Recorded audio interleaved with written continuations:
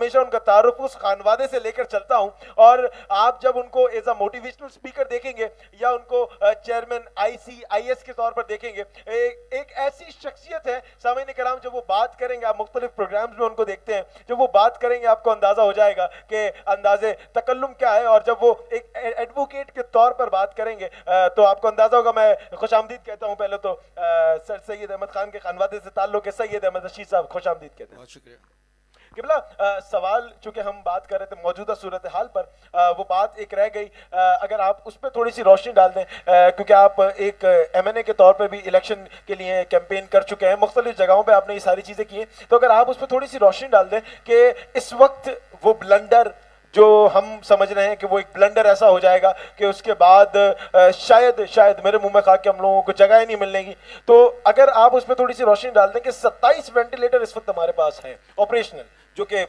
باقاعدہ ایک نیوز ہے، اور لوگ اس کو واقعی میں ایک میں سمجھتا ہوں کہ سمرائز نیوز ہے وہ، کہ 4 لاکھ 4.5 لاکھ لوگوں کے اوپر ایک وینٹیلیٹر ہے، تو کیا ان چیزوں کو دیکھیں، وبا سے تو میرا رب بچائے گا، بے شک ایسا یہ سامعین کرام ہمارا یہ عقیدہ ہے، ہمارا رب ہمیں بچائے گا، جب ہمیں اس نے ایک مشکل میں ڈالا ہے انشاءاللہ مشکل سے بھی وہی نکالے گا، اور میں یہ سمجھتا ہوں کہ اگر ہمیں تھوڑے سے آپ اس میں کیا سمجھتے ہیں کہ حکومت کیا بالکل ایک بہتر کام کر رہی ہے، وفاق بہتر کام کر رہی ہے، کیا سمجھتے ہیں کہ یہ چیزیں ایک ایسے طور پہ ہیں؟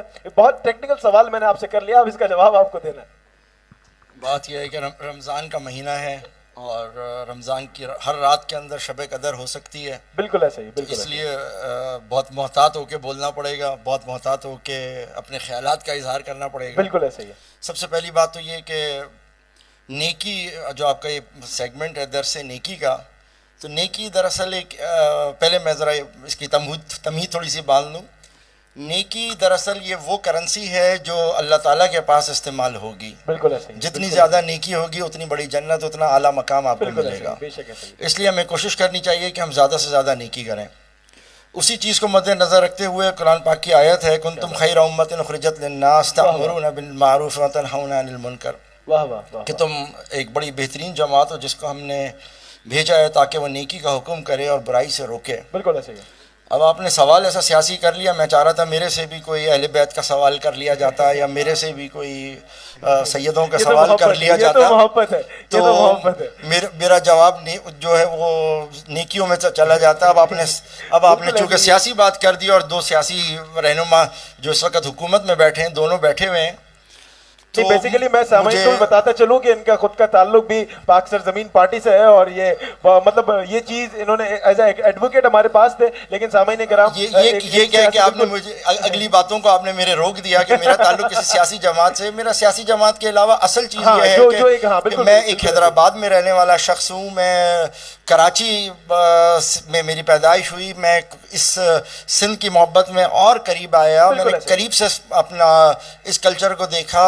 سندھ میرا اس وقت ایک وطن بنا ہوا ہے، پاکستان میرا ایک ملک ہے، اور بڑی امید لگا کہ ہم لوگ بیٹھے کہ اس وقت شاید ایک نیا چہرہ آئے گا عمران خان کی صورت میں، وہ آئے گا، اور وہ آنے کے بعد بڑے اچھے سٹیپس لے گا، بڑے اچھے کام لے گا۔ جس طریقے سے حکومت بنی، جن حالات کے اندر MQM نے الیکشن لڑا، اور جس طریقے سے وہ بساکی بنے اس حکومت کے، تو ہمیں لگ رہا تھا کہ شاید MQM بھی وہ یہ دیکھے گی کہ اپنی ریوائیول کے لیے، کہ جو الطاف حسین صاحب کے جانے کے بعد ایک خلا پیدا ہوئی تھی، تو لگ رہا تھا کہ ان کے جو نمائندے ہیں جو اسمبلیوں میں جائیں گے، کہ کوئی ایسے کام کریں گے کہ اگلی دفعہ عوام ان کو ووٹ دینا پسند کرے، اور وہ ایک بڑا اچھا قسم کا معاملہ ہو۔ یہ ہم سمجھ رہے تھے کہ ایسا ہوگا، لیکن بظاہر بالکل اب تک اتنے عرصے کی کارکردگی میں اور موجودہ اس وبا کی صورت میں بھی اندر بالکل یہ کہتے ہوئے مجھے کوئی دو رائے نہیں ہے کہ یہ میزریبلی فیل ہوئے ہیں، انہوں نے حیدرآباد کو، سندھ کو بالکل تباہ کر دیا ہے،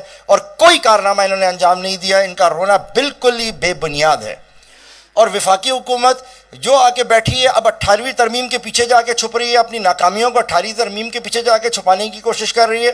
جن لوگوں کو پیسے دیے 3-4 مہینے کے پیسے روکنے کے بعد، 4 مہینے لوگوں کو پیسے نہیں دیے، اور آخر میں 12,000 روپے وہی پیسے جمع کروانے کے بعد سمجھتے ہیں کہ ہم نے لوگوں کو پیسے بھر دیے۔ کن کو پیسے پہنچا دیے؟ کون سی ٹائیگر فورس بنا دی, کن کو آپ نے کہہ دیا کہ آپ کام یہ چاہ کے کر رہے ہیں. آخر منٹ تک ہمارے وزیر اعظم کو تو یہ سمجھ میں نہیں آیا کہ لاک ڈاؤن کا مطلب کیا ہوتا ہے, کرفیو کا مطلب کیا ہوتا ہے. روزانہ ٹی وی پہ بیٹھ کے کبھی لاک ڈاؤن کی بات کر رہے ہیں, کبھی کوئی بات کر رہے ہیں, کوئی فیصلہ نہیں کر پا رہے کہ بند کرنا ہے نہیں بند کرنا. کبھی کسی ماڈل پہ جانے کی بات کرتے ہیں, کبھی کسی بھی جانے پہ ماڈل کی بات کرتے ہیں. ایک بیڑا غرق کر کے رکھا ہوا, پوری ملک کا, پوری معیشت کا بیڑا غرق کر دیا.